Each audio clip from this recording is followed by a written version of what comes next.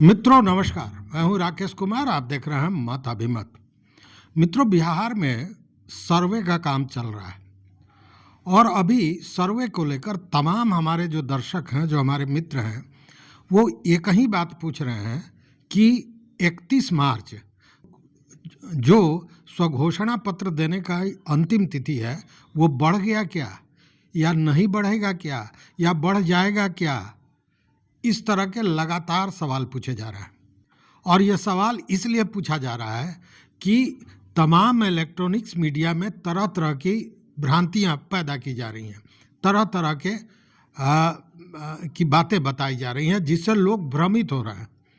तो सबसे पहले मैं ये बता दूं कि अभी तक आधिकारिक रूप से किसी भी तरह के तिथि में परिवर्तन नहीं हुआ है। मतलब स्वघोषणा पत्र देने के लिए जो अंतिम तिथि है वह अब भी 31 मार्च ही है। इसको तो दिमाग से निकाल दीजिए कि अभी तक कोई परिवर्तन हुआ है। हाँ, 31 मार्च तक कोई नई बात आती है या परिवर्तन होता है तो वो बाद की बात है। हालांकि इसको ये जो भ्रम पैदा हुआ है उसके पीछे एक और कारण है और वो कारण है मंत्री द्वारा सदन में जो बयान दिया गया था जो बजट सत्र के दौरान, उसके चलते भी इस तरह की बातें आ रही हैं। उस समय ये कहा गया था, मंत्री जो संजय सरावगी हैं, उन्होंने सदन में बजट जब पेश हुआ तो बजट पर भाषण देते हुए उन्होंने कहा था कि बिहार में जो विशेष भूमि सर्वेक्षण चल रहा है उसकी अंतिम तिथि, मतलब सर्वेक्षण की अंतिम तिथि, सर्वेक्षण को जुलाई 26 तक पूरा कर लिया जाना था, जिसमें 5 महीने का समय और बढ़ा दिया गया है और अब जो सर्वेक्षण पूरा करने का लक्ष्य रखा गया है वह दिसंबर 2026 है। साथ में उन्होंने यह भी कहा था कि बीच में सर्वर की बड़ी गड़बड़ी हो गई थी जिसके चलते ऑनलाइन हम लोग नहीं कर पा रहे थे।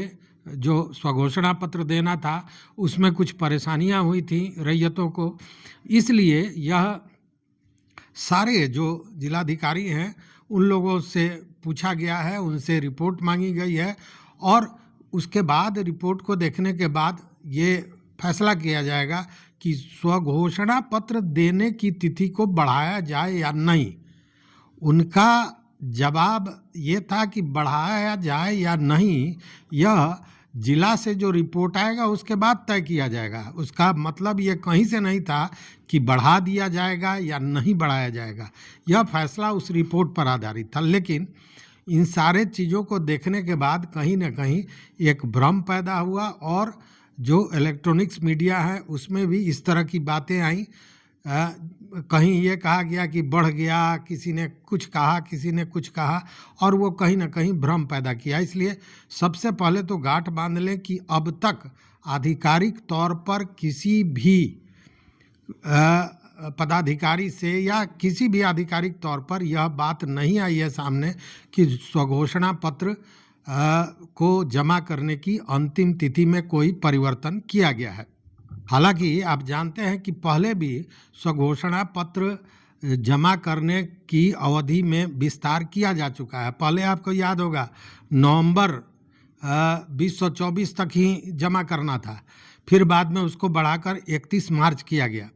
तो ये चीज़ें चल रही हैं और इसको लेकर जो ये भ्रम है इस भ्रम को दूर कर लें। सबसे ज़रूरी चीज़ ये है कि अगर अब तक आपने स्वघोषणा पत्र नहीं जमा किया है तो निश्चित रूप से जमा कर दें।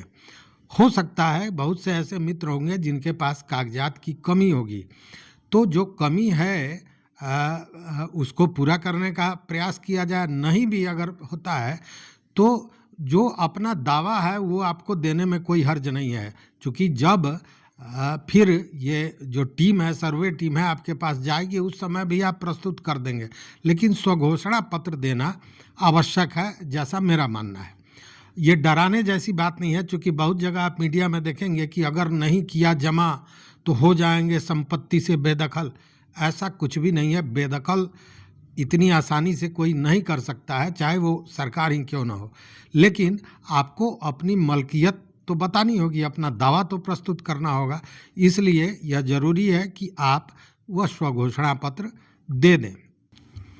ऐसे इन सारे चीज़ों को लेकर कई तरह के नियम के बदलाव भी राजस्व एवं भूमि सुधार विभाग में हुआ है। अब जैसे एसीएस जो हैं दीपक कुमार सिंह, उन्होंने भी सारे जिलाधिकारियों को और जो कमिश्नर हैं, प्रमंडलीय आयुक्त हैं, उनको भी निर्देश दिए हैं। कई तरह के निर्देश हैं, जिसमें 5 प्रमुख निर्देश है। उसमें ये कहा गया है कि इन सारे चीज़ों पर जो कहीं ना कहीं सर्वे से जुड़ी हुई चीज़ें हैं, अब दाखिल खारिज का मामला है या खतियान का मामला है या जमाबंदी को लेकर भी कई तरह के मामले हैं, इन सारे चीज़ों पर कहा गया है एसीएस द्वारा सारे जिलाधिकारियों को और प्रमंडलीय आयुक्त को कि आप नियमित इसकी समीक्षा करें। साथ में ऑनलाइन प्रक्रिया को भी दुरुस्त कर दिया गया। आप जानते होंगे कि पहले पूरे बिहार में इसको लेकर एक ही सर्वर था, लेकिन सर्वरों की संख्या बढ़ाई गई है। 9 प्रमंडल हैं, तो 9 प्रमंडल के लिए 9 सर्वर अब चालू कर दिया गया है। इसके चलते ऑनलाइन जो आप काम कर रहे थे उसमें बहुत सुविधा हो गई है, वो काम अब करने लगा है। और अगर आप ऑनलाइन अपना लगान नहीं जमा कर पा रहे हैं तो इसकी भी शिकायत करें और इसको ठीक करा लें। क्योंकि बहुत जगह ऐसा है कि पहले आपने ऑफलाइन अपना लगान जमा किया, अब जब आप ऑनलाइन लगान जमा करने के लिए खोलते हैं तो उसमें पूर्व का कोई भी जो चीज़ है, जो आपका आंकड़ा है, वो उसमें नहीं दर्शा रहा है। तो उस चक्कर में नहीं पड़े, उसको ठीक करा लें। उसके लिए आपको ऐसे भी, लेकिन ये विभाग ने भी कहा है कि 15 दिन के अंदर में जो भी लगान जमा है, जो ऑफलाइन जमा हुआ था, जो ऑनलाइन नहीं किया गया है, जो उसको दुरुस्त कर दिया जाए ताकि लोग ऑनलाइन अपना लगान भी जमा कर सकें। जमाबंदियों का जो परिमार्जन है उसको लेकर भी आप जानते हैं कि सख्त निर्देश दिया गया है। सीओ को कहा गया है कि वो मूल जो प्रति है, मूल दस्तावेज है, उससे मिलान करके और जो जमाबंदी में गड़बड़ी है उसमें सुधार कर लिया जाए। और अगर आपको लगता है कि जमाबंदी में गड़बड़ी है तो ये रैयतों का भी काम है कि वो उस बात को लेकर पहुँचे सीओ के यहाँ और उसको अपना दुरुस्त करा लें। चूँकि आप जानते हैं कि लगभग 41 लाख जमाबंदी ऐसा है जिसमें ऑनलाइन लगान नहीं हुआ है।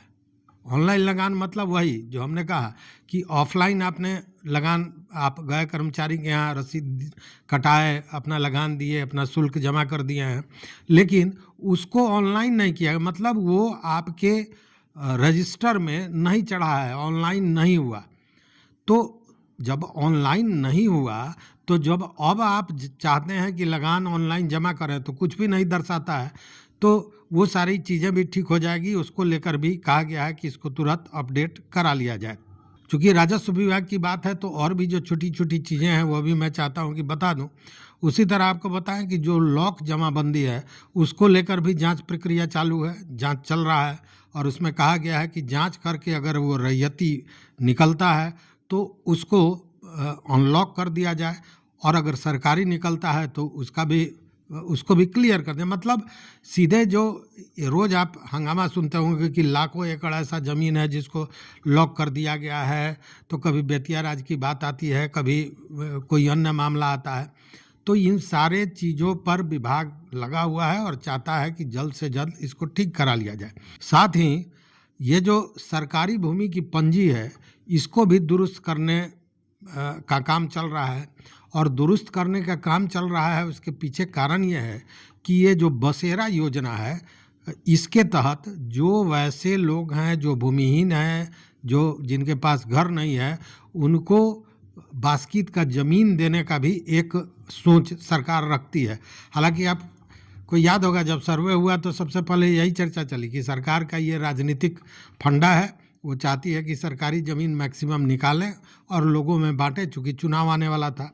हालांकि स्थितियां ऐसी बनी कि चुनाव के पहले पहले लग रहा था कि 2-4 महीने में ही सर्वे हो जाएगा, उसका दिन बढ़ाते बढ़ाते और इतना न विरोध हुआ कि उसको सरकार ने यू टर्न ले लिया एक तरह से कहें, और बड़ी होशियारी से इस तरह से उसका नीति निर्धारण किया कि वो चुनाव के आगे, अब तो आप सुन ही रहे हैं कि दिसंबर 26 तक चला गया ये मामला। तो ये सारी चीज़ें चल रही हैं, लेकिन अभी जो सबसे महत्वपूर्ण विषय है वो ये कि आप अपना स्वघोषणा पत्र 31 मार्च तक दे दें। उम्मीद ये जताई जा रही है कि इसके तिथि में परिवर्तन होगा, तिथि बढ़ाई जाएगी, लेकिन इस पर कोई अभी तक आधिकारिक फैसला नहीं हुआ है। अगर कोई कहता है कि बढ़ा ही दिया जाएगा तो वो गलत कहता है। इसलिए उस चक्कर में न पड़ के आप अपना दावा तो निश्चित रूप से प्रस्तुत कर दें, यह अति आवश्यक है। लेकिन इसके लिए डरने की भी ज़रूरत नहीं है। अगर कोई कह रहा है कि अगर आपने स्वघोषणा पत्र नहीं दिया तो आपकी संपत्ति आपके हाथ से निकल जाएगी, ऐसा भी मुमकिन नहीं है।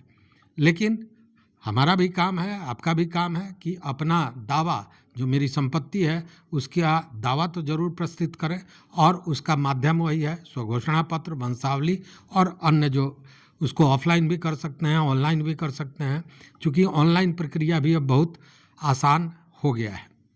तो इस वीडियो में बस इतना ही। देखते रहिए मत अभिमत।